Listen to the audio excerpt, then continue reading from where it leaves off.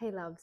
If you felt like your sensitivity is both a gift and a downfall, like you're doing a lot of space holding and nurturing and giving, but you're also feeling depleted, excessively taken advantage of, and boundaries overstepped, then today's video is for you. I share a turning point in my own career that really shifted me from a bit of a leaky empath into an embodied leader. And this is an important shift to talk about because it changed my income, it changed my impact, and most importantly, it changed how I feel in my energy field and in my body. Most people who are predisposed to spirituality or even work in the spiritual field have got a highly developed empathic nature. And empathic nature, which is a bit different from empathetic. Empathic is a deep feeling, and in the clair senses, so there's clairvoyant, clear seeing, claircognizance, which is clear thinking. There's many, but in the clair senses, there is this clairsentience, clear feeling. And empaths normally develop this when they have grown up in an environment where they were not given the full information about things and they had to develop this sensing ability. And so a capacity to read the field, to sense being unsaid or simply felt was necessary. So that is how an empath generally develops their empath muscle, but also leads to them being able to read the field without necessarily knowing how to manage that gift. So the empath's superpower can very easily turn into a trap. For me, this looked like excessive amounts of overthinking, of overgiving in situations when I felt like I needed to keep the peace, or sitting in other people's energy fields for too long and trying to nut out what it was that was wrong so that I could help. More on this in a second. Carrying things that were not mine to carry, so a sense of over responsibility, and secretly terrified of being seen and really visible because then people would expect even more. Here's something that I learned the hard way. There's a shadow side of being empathic, and that is codependency. The codependency empath shadow is a pattern that says, I don't want you to feel the way you're feeling.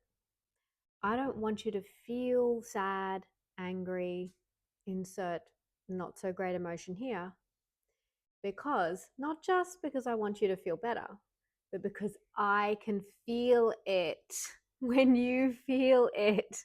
So you need to stop feeling that so I don't get flooded with your emotions, right? So what is kind of disguised as altruism is actually shadow codependency. And we don't actually allow others to have their authentic emotion. Now the cat is about to enter the fray. So it looks like generosity, it looks like kindness, it looks like compassion, but it's actually a boundary breach. And primarily we're doing that to ourselves. So we breach our own boundaries, reaching into other people's fields to make them feel different, to make them feel better, because we don't know how to handle our own energy and our own sovereignty. So in my life, and in particular in my work, my vocation, my career, which is in coaching and mentoring amazing women leaders and visionaries, this looked a lot like me overgiving, and there's nothing wrong with adding value and really pushing yourself to deliver an excellent product, but I would make myself available for times when I actually should have been relaxing, resting, or creating space in my own life for leisure. And I was thinking a lot about work, which, it happens when you work for yourself, right? Create this constant hamster wheel that you're on, and particularly in the energetic space and in the spiritual space, it can be hard to see where there's sort of an end point to your work day. because it's kind of can be present in your awareness more so than many other jobs.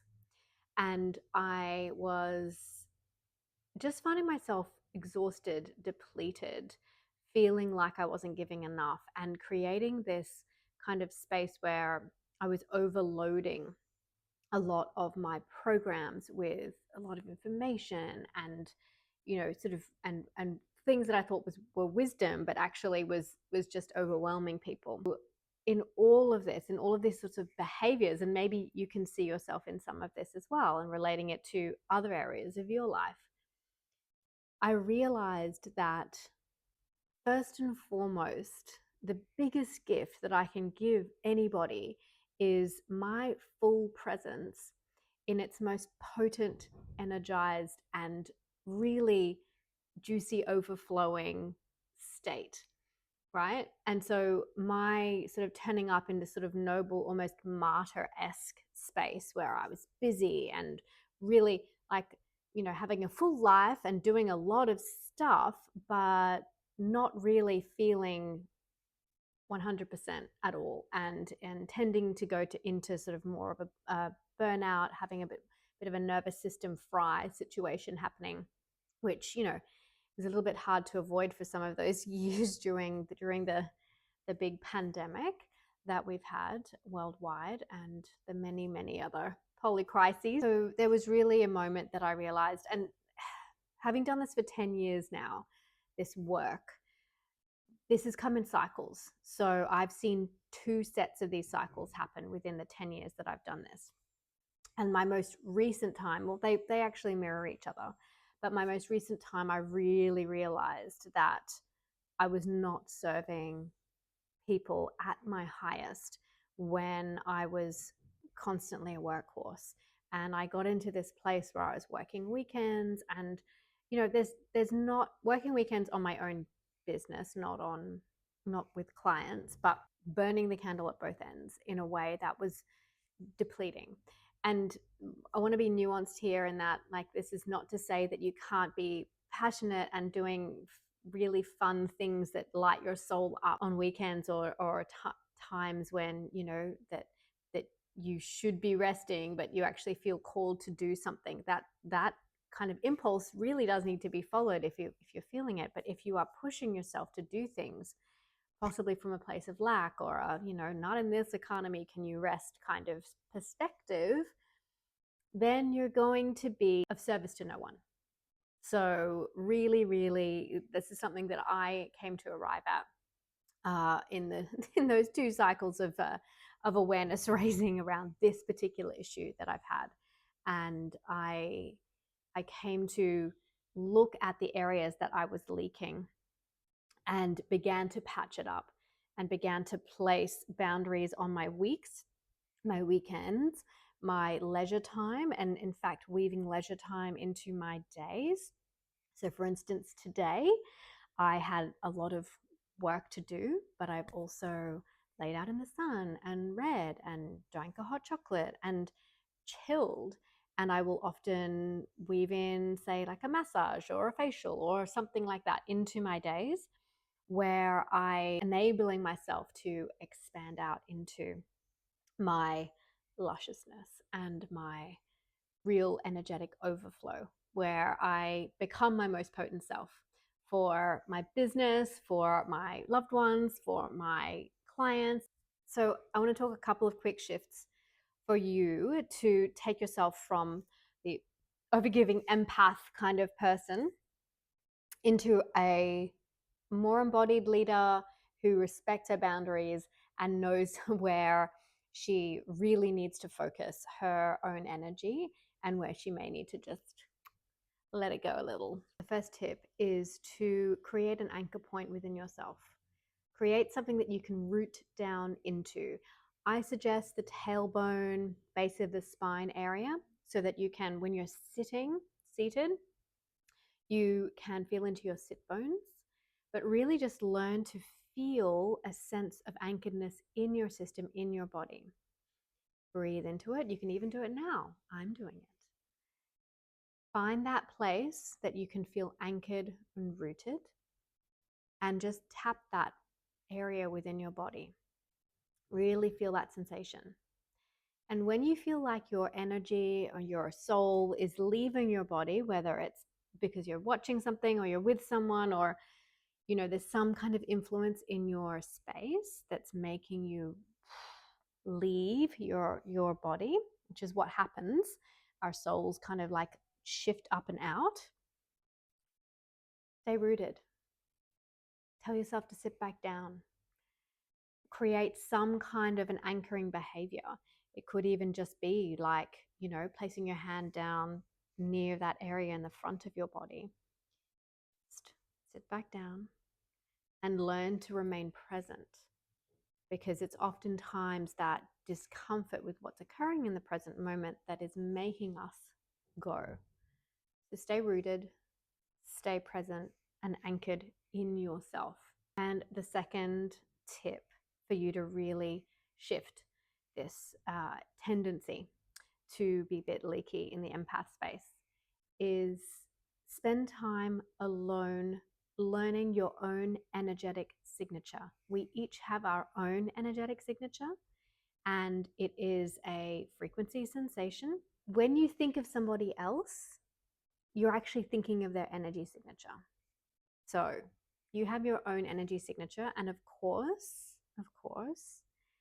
this is something that you get to know over time, but you only get to know it when you are in a place where it's unencumbered and uninfluenced by others' energy fields or even non-native electromagnetic fields. So we are constantly bombarded all of the non-native electromagnetic fields around Wi-Fi, our phones, our electricity, all kinds of things. And they affect how we feel, how our body feels. So if you can get out into nature, get your feet on the ground, or get yourself next to a tree, or something in nature, no phone, or put your phone on airplane mode, no music, no books, no distractions, and just be with yourself. Feel yourself. Practice the anchoring into yourself. And really come to know what it is that you feel like. Because, importantly, this is a requirement for you to even remotely become an energetically sovereign human, because you need to know what you feel like so that you know when another energy field arrives and is over influencing how you feel and what your sense is. So learning your own energetic signature, anchoring into yourself, and then knowing that when another energy field or a few others come in, or like there's an emotional wave that arrives that is perhaps not yours, you could be picking up, and you very well are picking up, from the land, from the space you're in, from the people that you're around. So know that not everything that you feel as an empath is yours. It could be someone else who's sitting at a desk nearby. So you need to know your own energetic signature in order to realize, oh, hang on, what that sensation isn't mine. What's going on? And you can stay rooted, and you can even say something to yourself like, this is not mine. Please return it to where it belongs. Let it go. And even see this sort of rope or cord just moving away from you and beginning to fade away into the ethers. And when you can do this, when you can really reinstate your own energetic signature and anchor into yourself, that's sovereignty, and that is true embodied leadership. So I hope you know that you're allowed to lead with a wide open heart and strong boundaries. You're allowed to be super sensitive and still stable. And you get to be an empath and a powerhouse embodied leader. Thank you for being here with me today. If you have any thoughts on this and any extra tips for the empaths in our space, please pop them in the comments below. And if you would love to really ramp up the practice of your energetic sovereignty, your power, and your light, I highly recommend you go and grab my personal light grid activation, which you can get for 20% off for being a YouTube viewer. All of the codes and details are in the description below. This is a powerful process that normally costs hundreds of dollars for a half day with me. And I've packaged this up into a fraction of a cost process for you to follow. It has videos, it has PDFs, it has my powerful personal light grid activation, guided audio, and lots of other tools and techniques to really create that embodied leader template within your field. Head down below and go and grab yours. And until next time, sending you so much love. Bye. This is Yin Yang. Yin Yang is my Bali cat. It sleeps with me on my chest or on my side every night. Say hi to YouTube land. Those yellow eyes. Okay, now you're going to be quiet, okay? All right.